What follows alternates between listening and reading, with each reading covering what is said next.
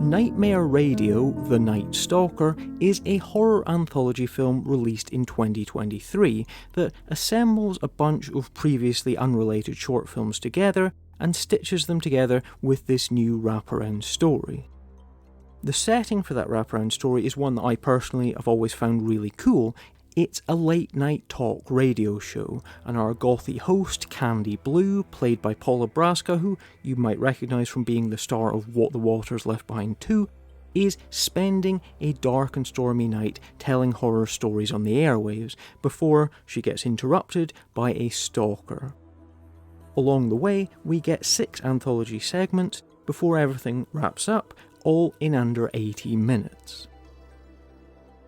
So, I guess the biggest thing that I found myself thinking about whilst I was watching this film was, are films like this even actual proper anthologies? How come the standard for what makes up what used to be, once upon a time called portmanteau horror films, changed so drastically?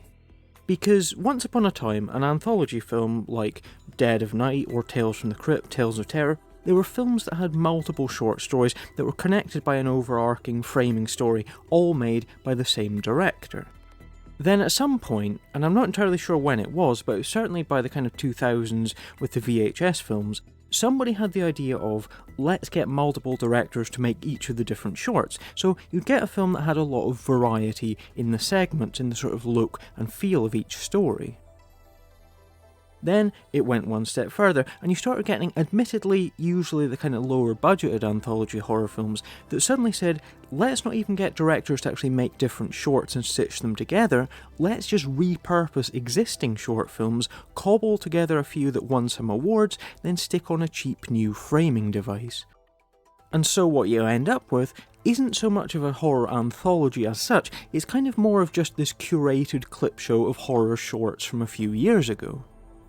And really, that's what Nightmare Radio is. And I can't help but think, does that actually count as a proper film in its own right? Isn't it kind of cheating? Especially when, as is the case here, some of these shorts have actually already appeared in other anthology films prior to this. It makes you wonder, why do people think doing anthologies like this is a good idea? I mean, fair enough. I personally don't really make a habit of watching short films that much. In a lot of cases, it's films like this that just cobble together short films into a single package where I'll actually know most horror shorts from. Whereas, normally, I really kind of wouldn't seek out any of these shorts individually, whether they've won awards or not. So I suppose in that respect, it's kind of a good way to catch up on some shorter films, but I just can't help but feel that no matter how good the finished product is, no matter how good the overall anthology film is as a whole or on the basis of its just individual shorts, it's kind of hard to think of Nightmare Radio as being a proper film in its own right. It's this weird kind of Frankenstein-y hodgepodge of bits. And I'd much prefer it if it was an anthology that actually featured segments that had been shot specially for this film. But as it is, I think the standard overall is pretty high. It helps as well that the wraparound story that ties the shorts together is nicely shot and atmospheric, actually to the point where I kind of felt I'd almost rather see just a whole film that's set in a radio station with a mad stalker on the loose. There's just something about the vibe of late night radio stations that I've always really loved. And I think, outside of the absolutely glorious 10 Minutes to Midnight, which was this kind of perfect chamber piece where Caroline Williams gets bitten by a bat and goes on this kind of poignantly self-destructive head trip, I don't think that radio setting has been exploited nearly enough in horror films except for just individual set pieces. Sadly, it seems more like, as kind of cool as the radio station aesthetic is, it seems to be almost more of just a cost thing. Having Paula Brasca tell stories on the radio means that she's basically doing campfire tales without even a campfire, without even an actual audience being present. In terms of cutting down on budget, you can't really get much cheaper than just having somebody sit there and talk to themselves whilst you play out horror shorts every few minutes. And I think the reason that you really kind of notice that is because she doesn't even have any kind of a producer or a technician or an assistant there in the building with her. I mean, if she did, the actual wraparound story itself wouldn't work. It's literally just her and a microphone and that's it. And Now, I'm no expert, but I'm pretty sure that's not remotely how any functioning radio talk show works. But Paula Braska is decent. I don't know if she's the best actress in the world, to be 100% honest. She's got a moment where she starts shouting at the creep on the phone, for example, then she's got to apologise for losing her cool, even though she doesn't really ever convey too much in the way of emotion. She just sort of gets louder or quieter as the story demands. Shut the fuck up! But what she does have going for her is she's got a very interesting look and a presence, even down to just her way of speaking, which is kind of a little bit, maybe, I don't know if English is perhaps her first language, but it kind of helps her stand out and it definitely works in her favour. I think she's a good lead, she's a good central presence, and at the moment she seems to be the kind of Onetti brothers' leading lady of choice, so no doubt we'll be seeing a lot more of her in the future. Unfortunately though, the flip side of that is the main baddie in the wraparound story is not at all threatening, which is kind of the major downside to the radio sequence. That and the fact that as the wraparound story is progressing, the actual stopping and introducing another segment kind of gets where it seems really kind of shoehorned in and clunky. But apart from that, I'd say that it's one of the rare anthologies where I actually found that the framing story is probably more interesting than the actual shorts themselves, where you actually care what's going to happen next and you're waiting for it to flash back to the radio station bits, which is, to be fair, quite an achievement. And I suppose, seeing as how it's the only part of the film that's actually original material, then that's probably the way that it should be. Now, moving on to the shorts themselves, you've got 6 stories in all, I think the oldest of which is over 10 years old by this point. I think, overall, you do get a pretty decent mix.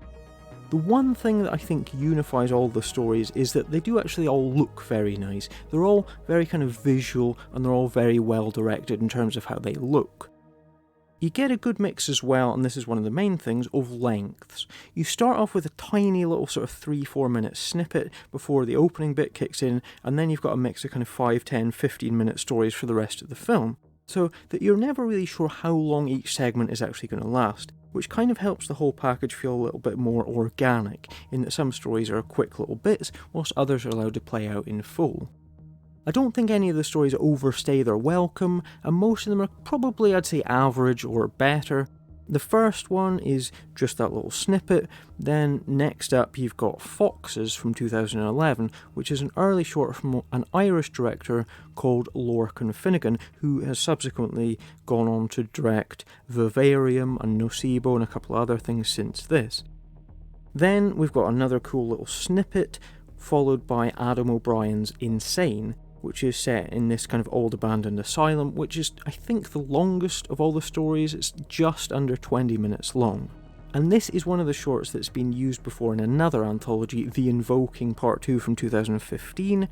The short itself is, I think, from 2013. It does have a very good soundtrack, I should say, from Christian Claremont. Next up, you've got a little 10-minute from Maya Kate Russell. It's an Australian story. This pretty basic kind of little twist in the tail job. I'd probably say it's the weakest out of all the shorts. And then you end with Chateau Sauvignon, which is also from 2015, about this family of fucked up winemakers. So on the whole, the stories mainly tend to be from the sort of 2013 to 2017 period. And they're a little bit kind of less lazy, I think, than maybe some more modern anthology shorts tend to be. I think the fact that you're using pre-existing short films means that you're allowed to be a little bit more picky when it comes to choosing ones that have actually got a bit of a proven track record in terms of having won awards and being well received at the time. So I suppose the main skill is in kind of knowing how to pace the individual shorts out. I'd say probably the closest comparison to putting together an anthology film like this would be comparing it to one of those soundtrack albums to a film where it's just a bunch of songs that have been stuck together, where the filmmaker themselves or an individual composer isn't credited for the actual songs themselves, but the skill is in knowing what's going to work well together and collating them into this running order that works, where everything kind of gels and the individual parts all complement one another. So in that respect, I suppose Nightmare Radio is a pretty decent kind of bringing together of various fairly solid shorts. It's definitely, I'd say, for a low-budget indie horror anthology, better than a lot of the garbage that you tend to get nowadays. And I suppose it helps as well that the general kind of atmosphere of that new wraparound story draws you in with this cool concept that even though it is unashamedly zero budget in terms of working in a way to introduce each short, it does actually make you care about what's going on between the stories. The standard of the shorts that have actually been chosen is definitely higher than I think is usual, and there's a good mix of shorter little snippets with longer stories that develop in a bit more depth, which stops things feeling formulaic. It's been designed overall in an attractive way that sort of keeps things moving, and even if you personally don't care for one segment, then you can be sure there's always going to be a total change of pace along shortly. And that, whether it's a true proper anthology or just a loose collection of shorts like this, is the real appeal of the horror anthology format.